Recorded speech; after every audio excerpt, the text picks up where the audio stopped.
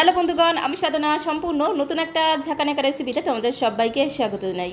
আজকে আমি তোমাদের সাথে শেয়ার করছি কাঁচা আলু আর আটা দিয়ে দারুণ টেস্টি আর মুচমুচে একটা নাস্তা রেসিপি। বানানো যেমন সোজা, খেতেও তেমন টেস্টি হয়। একবার দেখলেই বানাতে ইচ্ছে করবে, মনে হবে এক্ষুনি বানিয়ে খাই। খেতে এতটাই টেস্টি হয়। সকালে ব্রেকফাস্ট কিংবা সন্ধ্যাবেলা জলখাবারে ঝটপট করে বানিয়ে নিতে পারবে। তো রেসিপিটি প্রথম থেকে শেষ পর্যন্ত দেখার অনুরোধ রইল।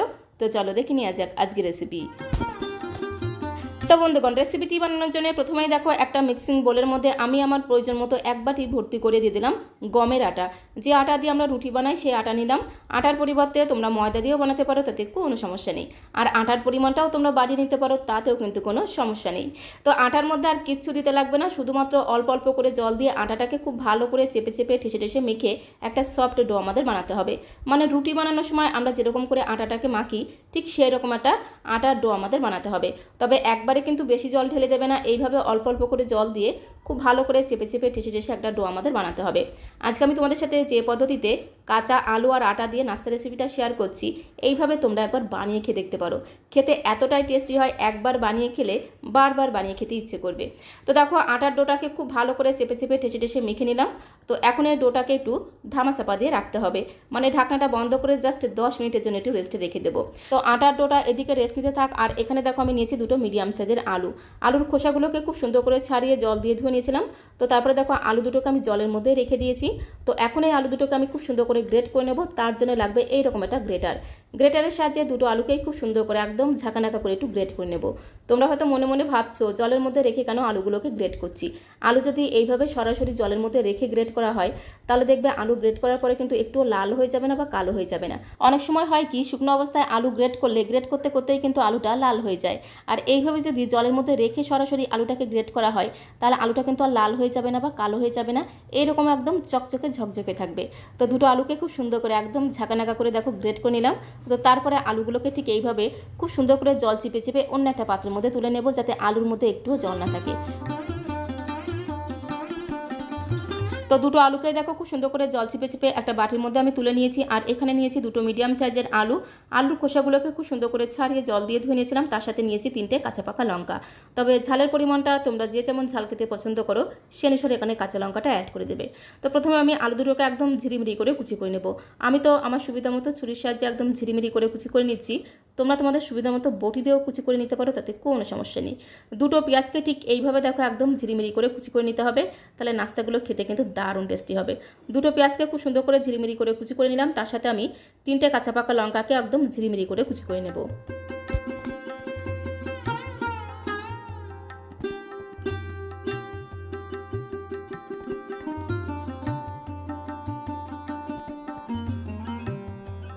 তো দেখো, দুটো পেঁয়াজ আর কাঁচা লঙ্কাগুলোকে একদম ঝিরিমিরি করে কুচি করে নেওয়ার পরে একটা বোলের মধ্যে আমি ঢেলে নিয়েছি। তো এখন আমি এর মধ্যে দুটো আলুকে গ্রেট করে রেখেছিলাম, সেই গ্রেট করা আলু দুটোকেও দিয়ে দিলাম। তার মধ্যে আমি দেবো বেশ কিছুটা ফ্রেশ ধনেপাতা কুচি। এবার আমি এর মধ্যে একে একে রেগুলার কিছু গুঁড়ো মশলা অ্যাড করে দেবো। প্রথমে দিয়ে দিতে হবে স্বাদ মতো লবণ, আর একদমই 2 থেকে 3 চিমটির মতো দিয়ে দেবো একটু হলুদের গুঁড়ো। হলুদের গুঁড়ো কিন্তু একদমই অল্প করে দিতে হবে, এতে কালারটাও সুন্দর হবে, সাথে সাথে ঘ্রাণটাও কিন্তু দুর্দান্ত হবে। তার সাথে 1 চামচের 3 ভাগের 1 ভাগ দিয়ে দিলাম জিরের গুঁড়ো। তার সাথে আমি 1 চামচের 3 ভাগের 1 ভাগ দিয়ে দিলাম ধনিয়া গুঁড়ো। সাথে একদমই সামান্য পরিমাণে দিয়ে দিলাম একটু গরম মশলার গুঁড়ো, এতে ঘ্রাণটাও দুর্দান্ত হবে, সাথে সাথে টেস্টটাও কিন্তু দুর্দান্ত হবে। তার সাথে হাফ চামচ ভর্তি করে দিয়ে দিলাম চাট মশলা। একটু চাট মশলা কিন্তু অবশ্যই দেবে, চাট মশলা দিলে এই স্ন্যাক্সগুলো যেমন সুন্দর টেস্ট হবে, সাথে সাথে ঘ্রাণটাও কিন্তু দুর্দান্ত হবে। তার সাথে দেখো 1 চামচের 3 ভাগের 1 ভাগ দিয়ে দিলাম একটু গোটা জিরে। গোটা জিরের জায়গায় তোমরা কিন্তু ওই আজওয়াইন বা জোয়ানটাও দিতে পারো, তাতেও কিন্তু খেতে দারুণ লাগবে। তো তারপরে এর মধ্যে জাস্ট 2 চিমটির মতো দিয়ে দিলাম একটু চিনি। একটু চিনি দিলে কি হবে, স্বাদের ব্যালেন্সটা ঠিকঠাক থাকবে, খেতেও কিন্তু দারুণ লাগবে। তো জাস্ট 2 চিমটির মতো একটু চিনি আমি দিয়ে দিলাম। চিনিটা কিন্তু সম্পূর্ণ অপশনাল, তোমরা চাইলে দিতে পারো বা নাও দিতে পারো, তাতে কোনো সমস্যা নেই। সমস্ত কিছুকে একসাথে খুব ভালো করে হাতের সাহায্যে মেখে নিতে হবে। আর মাখতে মাখতেই দেখবে কি সুন্দর একটা ঘ্রাণ তোমরা পাবে, দারুণ সুন্দর একটা ঘ্রাণ পাবে। খুব সুন্দর একটা দেখো কাঁচা আলুর পুর কিন্তু তৈরি হয়ে গেল। তো এখন এই পুরটাকে একটু ধামা চাপা দিয়ে একটা সাইডে আমি রেখে দেবো। আর এইদিকে দেখো 10 মিনিট হয়ে গেছে। 10 মিনিট পরে ঢাকনাটা তুলে তোমাদের দেখিয়ে দিচ্ছি। 10 মিনিট আমি এই আটার ডোটাকে রেস্টে রেখে দিয়েছিলাম। তো 10 মিনিট পরে আটার ডোটাকে আরও একবার খুব ভালো করে হাত দিয়ে চেপে চেপে ঠেসে ঠেসে মেখে নিতে হবে। 10 মিনিট পরে ডোটা আরও বেশি সফট হয়ে যাবে। তো এইভাবে খুব ভালো করে চেপে চেপে ঠেসে ঠেসে মেখে নেওয়ার পরে ডো থেকে আমি সমান করে 4টে লেচি কেটে নেব। একদমই কিন্তু ছোট বড় করব না, একই সাইজের 4টে লেচি আমি কেটে নেব।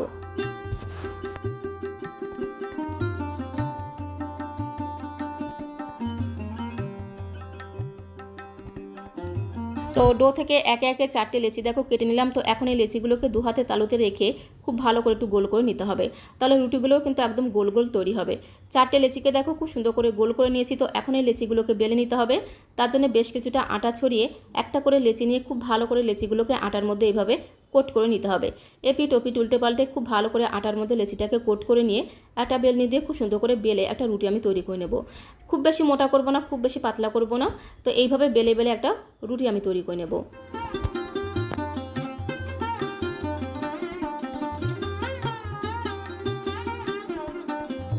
তো দেখো খুব সুন্দর করে বেলে বেলে একটা রুটি আমি তৈরি করে নিলাম। এই রুটিটা কিন্তু খুব বেশি মোটা না, খুব বেশি পাতলা না। এইভাবে একে একে 4টে রুটিকে খুব সুন্দর করে বেলে নিতে হবে। 4টে রুটিকে দেখো প্রথমে এইভাবে খুব ভালো করে বেলে নিতে হবে। তো তারপরে একটা করে রুটি এইভাবে দেখো আমি চপারের উপরে রেখে দিলাম। তো একটা করে রুটি এইভাবে যে কোনো পাত্রের উপরে রেখে দিতে হবে। তো তার উপর দিয়ে প্রথমে দিয়ে দিতে হবে টমেটো সস।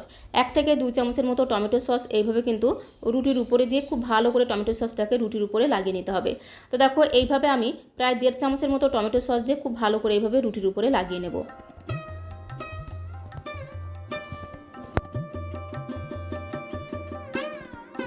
তো খুব সুন্দর করে এইভাবে রুটির উপরে টমেটো সস ছড়িয়ে দিতে হবে। তো তারপরে এর উপর দিয়ে আমি দিয়ে দেবো আলুর পুর। যে আলুর পুরটা আমি তৈরি করে রেখেছিলাম সেখান থেকে পরিমাণ মতো আলুর পুর এইভাবে রুটির উপরে সব জায়গায় ছড়িয়ে দিতে হবে। তবে একবারে কিন্তু সবটুকু আলুর পুর দেওয়া যাবে না, পরিমাণ মতো একটু আলুর পুর ছড়িয়ে দেওয়ার পরে সেকেন্ড নাম্বার রুটিটাকে ঠিক এইভাবে উপর দিয়ে রেখে দিতে হবে। আর এই সেকেন্ড নাম্বার রুটির উপরে যেটা দিতে হবে সেটা হচ্ছে ধনেপাতা বাটা। এখানে আমি ধনেপাতার মধ্যে একটুখানি লবণ আর লেবুর রস দিয়ে মিহি করে বেটে রেখেছিলাম। তো 2 থেকে আড়াই চামচের মতো ধনেপাতা বাটা দিয়ে খুব ভালো করে রুটির উপরে এইভাবে ছড়িয়ে দেবো। এতে দেখবে এই স্ন্যাক্স বা নাস্তাগুলো খেতে যেমন সুন্দর টেস্ট হবে, সাথে সাথে ঘ্রাণটাও কিন্তু অপূর্ব হবে। তো তার উপরতে দেখো আবারও আমি আলুর পুর এইভাবে ছড়িয়ে দেবো। অল্প অল্প করে আলুর পুর নিয়ে খুব ভালো করে রুটির সারা গায়ে এইভাবে ছড়িয়ে দিতে হবে। তো দেখো এইভাবে কিন্তু তোমরা এই নাস্তাটা একবার বানিয়ে খেতে পারো, খেতে কিন্তু অসাধারণ টেস্টি হয়। তার উপরে দেখো 3 নাম্বার রুটিটাকে আমি রেখে দিলাম। 3 নাম্বার রুটির উপরে আবারও কিন্তু এইভাবে টমেটো সস ছড়িয়ে দিতে হবে। 1 থেকে 1.5 চামচের মতো টমেটো সস নিয়ে খুব ভালো করে রুটির সারা গায়ে এইভাবে ছড়িয়ে দিতে হবে। তো তারপরে আবারও কিন্তু এর উপর দিয়ে এইভাবে আলুর পুর ছড়িয়ে দিতে হবে। এটা আসলে বলে তোমাদের বোঝাতে পারবো না, দেখে তোমাদের বুঝে নিতে হবে। তো সবশেষে দেখো সবটুকু আলুর পুর আমি দিয়ে দিলাম 3 নাম্বার রুটির উপরে। বাকি যেটুকু আলুর পুর ছিল সবটুকু আলুর পুর ছড়িয়ে দিলাম। তো তারপরে আমি 4 নম্বর রুটিটাকে এর উপর দিয়ে এইভাবে রেখে দেবো। খুব সুন্দর করে দেখো 4 নম্বর রুটিটাকে এইভাবে উপর দিয়ে রেখে দিয়ে সাইড থেকে প্রত্যেকটা রুটিকে একটার সাথে একটাকে খুব ভালো করে এইভাবে মুখগুলোকে চেপে চেপে আটকে নিতে হবে, যাতে ভেতর থেকে পুরটা বাইরে বেরিয়ে না আসে। তো খুব সুন্দর করে এইভাবে একটার উপরে একটা রুটি রেখে তার মধ্যে পুর ভরে মুখগুলোকে খুব ভালো করে এইভাবে চেপে চেপে আটকে নিতে হবে। দেখেই তোমরা বুঝতে পারছো খুব সুন্দর একটা পুর ভরা নাস্তা কিন্তু তৈরি হয়ে গেছে। তো এখন এই পুর ভরা নাস্তাটাকে একটু ভাপিয়ে নিতে হবে। তার জন্য দেখো লাগবে এরকম একটা ঝাঁঝরি থালা। ঝাঁঝরি থালার মধ্যে বেশ কিছুটা সাদা তেল একটু ঝাঁকানাকা করে ব্রাশ করে নিতে হবে। তো আমি একটা ব্রাশের সাহায্যে খুব ভালো করে ঝাঁঝরি থালার মধ্যে একটু সাদা তেল ব্রাশ করে নিলাম। তারপরে পুর ভরা নাস্তাটাকে খুব সাবধানে এই ঝাঁঝরি থালার মধ্যে রেখে দিতে হবে। তো এখন এই পুর ভরা নাস্তাটাকে একটু ভাপিয়ে নিতে হবে। তার জন্য দেখো সরাসরি চলে আসলাম ওভেনের কাছে। গ্যাসের ফ্লেমটা অন করে দিয়ে একটা কড়াইতে আগে থেকে বেশ কিছুটা জল আমি গরম হতে বসিয়ে দিয়েছিলাম। জলটা দেখো একটু একটু ফুটতে শুরু করেছে। তো এখন এই একটু একটু ফুটন্ত গরম জলের উপরে ঝাঁঝরি থালাটাকে খুব সাবধানে বসিয়ে দিতে হবে। জলটা এমনভাবে দিতে হবে যাতে থালার গায়ে লেগে না যায়। তো তারপরে ধামাচাপা দিতে হবে, মানে ঢাকনাটা বন্ধ করে গ্যাসের ফ্লেমটা মিডিয়াম টু হাইতে রেখে চোখ বন্ধ করে 4 থেকে 5 মিনিট নাস্তাটাকে ভাপিয়ে নিতে হবে। আর ঢাকনার উপরে যে ছিদ্রটি আছে সেটা কিন্তু অবশ্যই বন্ধ করে দিতে হবে, তাহলে নাস্তাটা খুব তাড়াতাড়ি ভাপানো হয়ে যাবে। তো দেখো 4 থেকে 5 মিনিট সময় ধরে ঢাকা দিয়ে দিয়ে গ্যাসের ফ্লেমটা মিডিয়াম টু হাইতে রেখে নাস্তাটাকে ভাপিয়ে নিলাম। নাস্তাটা যখন খুব সুন্দরভাবে ভাপানো হয়ে যাবে, কালারটাও কিন্তু পুরোপুরি চেঞ্জ হয়ে যাবে। খুব বেশি সময় ধরে ভাপানোর কোনো প্রয়োজন নেই, 4 থেকে 5 মিনিটই কিন্তু যথেষ্ট। আর থালার মধ্যে যেহেতু তেল ব্রাশ করে রেখেছিলাম, তাই কত সহজে দেখো নাস্তাটা থালা থেকে উঠে আসছে। একটুও কিন্তু থালার গায়ে লেগেও যাচ্ছে না, ভেঙেও যাচ্ছে না। তো অবশ্যই কিন্তু এই ঝাঁঝরি থালার গায়ে একটু সাদা তেল লাগিয়ে তারপরে কিন্তু নাস্তাটাকে ভাপাতে হবে। তো তারপরে নাস্তাটাকে খুব ভালো করে ঠান্ডা করে নিয়ে তারপরে দেখো ফিরে এলাম। নাস্তাটাকে খুব ভালো করে ঠান্ডা করে নিলে নাস্তাটা বেশি একটু টাইট হয়ে যায়, কেটে নিতে সুবিধা হয়। গরম অবস্থায় কিন্তু একদমই কাটা যাবে না, গরম অবস্থায় নরম থাকে, কাটতে গেলে ভেঙে যেতে পারে। তো তার জন্য খুব ভালো করে ঠান্ডা করে নিয়ে তারপরে কিন্তু নাস্তাটাকে পিস পিস করে কেটে নেব। আর আমি ছুরির সাহায্যে কেটে নেব। ছুরি দিয়ে কাটার আগে অবশ্যই কিন্তু ছুরির গায়ে একটু সাদা তেল লাগিয়ে নিতে হবে, তাহলে নাস্তাটা পিস পিস করে কেটে নিতে সুবিধা হয়। তো তারপরে ঠিক এইভাবে আমি নাস্তাগুলোকে একদম পিস পিস করে কেটে নেব।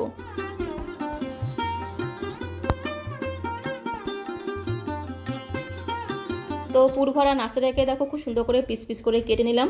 তোমরা যারা একটু হেলদিভাবে খেতে চাও, মানে তেলে ভেজে খেতে চাও না, তারা কিন্তু এইভাবে নাস্তাগুলোকে খেতে পারো। বেশ একটু মোমোর মতো খেতে লাগবে, খেতে কিন্তু দারুণ লাগবে। এটা যেহেতু আটা দিয়ে তৈরি আর কাঁচা আলু দিয়ে তৈরি, খুব সুন্দর খেতে লাগে আর একবার বানিয়ে খেলে এর সাথে মুখে লেগে থাকবে। তবে আমি কিন্তু এই নাস্তাগুলোকে একটু তেলে ভাজবো। তেলে ভাজলে নাস্তাগুলো বেশ মুচমুচে কুরকুরে খেতে হবে, দারুণ চটপটা খেতে হবে, খেতে আরও বেশি টেস্টি লাগবে। তো এইভাবে দেখো পুরো নাস্তাটাকে আমি একদম পিস পিস করে কেটে নিলাম। তো এখন একটা সাইডে আমি রেখে দেবো। নাস্তাগুলোকে একটা সাইডে রেখে দেওয়ার পরে একটা ব্যাটার আমি তৈরি করে নেবো। তার জন্য দেখো একটা মিক্সিং বোল নিয়েছি, তার মধ্যে আমি 4 চামচ ভর্তি করে দিয়ে দিলাম ময়দা।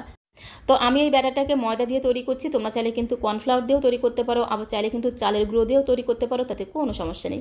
ময়দার মধ্যে দিয়ে দিলাম স্বাদ মতো সামান্য পরিমাণে একটু লবণ, তার সাথে খুব সুন্দর একটা রঙের জন্য দিয়ে দিলাম একটু কাশ্মীরি লাল লঙ্কার গুঁড়ো।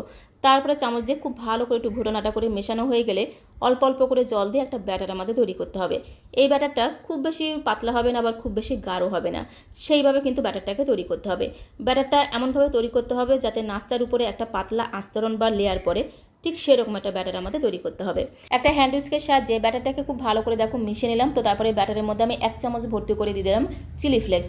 তার সাথে সামান্য পরিমাণে জল দিয়ে আবারও খুব ভালো করে ব্যাটারের সাথে মিশিয়ে নেব। একটু চিলি ফ্লেক্স দেওয়ার কারণে এই নাস্তাগুলো যেমন সুন্দর দেখতে হয়, সাথে সাথে খেতেও কিন্তু দারুণ টেস্টি হয়। আবারও খুব ভালো করে চিলি ফ্লেক্সটাকে ব্যাটারের সাথে মেশানো হয়ে গেলে সবশেষে ব্যাটারের মধ্যে যেটা দিতে হবে সেটা হচ্ছে কারি পাতা কুচি। প্রায় 14 থেকে 15টার মতো কারি পাতাকে ঝিরিমিরি করে কুচি করে দিয়ে দিলাম। তবে হাতের কাছে যদি কারি পাতা না থাকে সেক্ষেত্রে তোমরা ধনেপাতা কুচিও দিতে পারো, তাতে কোনো সমস্যা নেই। তবে যদি একটু কারি পাতা দেওয়া হয় না, নাস্তাগুলো দারুণ সুন্দর টেস্ট হয়, সাথে সাথে ফ্লেভারটাও কিন্তু দুর্দান্ত হয়। তো কারি পাতা দিয়ে খুব ভালো করে ব্যাটারের সাথে মেশানো হয়ে গেলে সরাসরি চলে আসলাম আমি ওভেনের কাছে। গ্যাসের ফ্লেমটা অন করে দিয়ে একটা ননস্টিকের প্যানের মধ্যে বেশ কিছুটা সাদা তেল আমি গরম হতে বসিয়ে দিয়েছিলাম। তেলটা এদিকে গরম হতে থাক, ততক্ষণে এই পুরভরা নাস্তাগুলোকে আমি এই ময়দার ব্যাটারের মধ্যে খুব ভালো করে কোট করে নেব। এইভাবে এপিট ওপিট উল্টে পাল্টে খুব সুন্দর করে কোট করে নিতে হবে। তারপরে এই পুরভরা নাস্তাগুলোকে সরাসরি আমি গরম তেলের মধ্যে দিয়ে দেবো। আর ব্যাটারের ঘনত্বটা তোমরা দেখেই বুঝতে পারছো, এরকম একটা পাতলা লেয়ার পড়বে, খুব বেশি যেন গাঢ় না হয়ে যায়। তো একে একে প্রত্যেকটা পুরভরা নাস্তা দেখো এইভাবে ময়দার ব্যাটারের মধ্যে কোট করে নিয়ে সরাসরি আমি গরম তেলের মধ্যে দিয়ে দেবো। আর এই সময় কিন্তু গ্যাসের ফ্লেমটা মিডিয়াম টু লোতে রাখতে হবে, গ্যাসের ফ্লেমটা কিন্তু বাড়ানো যাবে না। গ্যাসের ফ্লেমটা যদি বাড়ানো থাকে তাহলে নাস্তার উপরে খুব তাড়াতাড়ি কালার চলে আসবে, ভেতরে কিন্তু কাছে থেকে যাবে। তো তার জন্য গ্যাসের ফ্লেমটা মিডিয়াম টু লোতে রেখে একটু ধীরে ধীরে সময় নিয়ে নাস্তাগুলোকে ভাজতে হবে। যতগুলো নাস্তা ধরেছে ততগুলো নাস্তা দেখো আমি প্যানের মধ্যে দিয়ে দিলাম। তো তারপরে এইভাবে কন্টিনিউ খুন্তি দিয়ে একটু তেল ছিটিয়ে দিতে হবে। তারপরে এপিট ওপিট উল্টে পাল্টে নাস্তাগুলোকে একটু লাল লাল করে ভেজে নেব। তাহলে নাস্তার উপরটা বেশ একটু মুচমুচে কুরকুরে হবে, আর ভেতরে আলুর পুরে ঠাসা, খেতে কিন্তু দারুণ লাগে। আর এর মধ্যে যেহেতু টমেটো সস দেওয়া আছে, একটুখানি চাট মশলা দেওয়া আছে, এত সুন্দর টেস্ট হয়, বাড়ির ছোট থেকে বড় সবাই দেখবে একদম চেয়ে চেয়ে খাবে। আর একবার বানালে বারবার তোমাকে রিকোয়েস্ট করবে এইভাবে নাস্তাগুলো বানিয়ে দিতে, খেতে এতটাই টেস্টি হয়। তো দেখো এপিট ওপিট উল্টে পাল্টে নাস্তাগুলোকে বেশ কিছু সময় ধরে একটু ধীরে ধীরে সময় নিয়ে ভেজে নেব, তাহলে নাস্তাগুলো খেতে কিন্তু দারুণ লাগবে। তো বন্ধুগণ, ঘরে থাকা মাত্র 2টো কাঁচা আলু, তার সাথে রুটি করার আটা দিয়ে যে এত সুন্দর পুরভরা চটপটা নাস্তা হয়, একবার বাড়িতে বানিয়ে না খেলে তোমরা বিশ্বাসই করবে না। ছোটরা তো ভীষণ পছন্দ করবে, সাথে সাথে বড়রাও কিন্তু একদম চেয়ে চেয়ে খাবে, খেতে অসাধারণ টেস্টি হয়। তো এপিট ওপিট উল্টে পাল্টে দেখো নাস্তাগুলোকে একটু লাল লাল করে ভেজে নিলাম। দেখেই বুঝতে পারছো নাস্তাগুলো কতটা মুচমুচে কুরকুরে তৈরি হয়, আর ভেতরে তো আলুর পুরে ঠাসা, খেতে অসাধারণ টেস্টি লাগে। সকালে ব্রেকফাস্ট কিংবা সন্ধ্যাবেলা জলখাবারে মাত্র 2টো কাঁচা আলু আর আটা দিয়ে এই নাস্তাগুলো একদম ঝাঁকানাকা করে, মানে ঝটপট করে বানিয়ে নিতে পারবে। বানানো যেমন সোজা, খেতেও তেমন টেস্টি হয়। আর একবার বানিয়ে খেলে বারবার বানিয়ে খেতে ইচ্ছে করবে। এপিট ওপিট উল্টে পাল্টে প্রথম ব্যাচের নাস্তাগুলোকে একটু লাল লাল করে ভেজে তুলে নিলাম। ঠিক একই রকমভাবে বাকি 2 পিস নাস্তাকে একদম লাল লাল করে ভেজে নেব। আর ভাজার পরে তোমরা দেখেই বুঝতে পারছো নাস্তার উপরটা কতটা মুচমুচে তৈরি হয়, খেতেও কিন্তু অসাধারণ টেস্টি হয়। একে একে সবগুলো নাস্তা ভেজে একটা প্লেটের মধ্যে আমি সাজিয়ে নেব।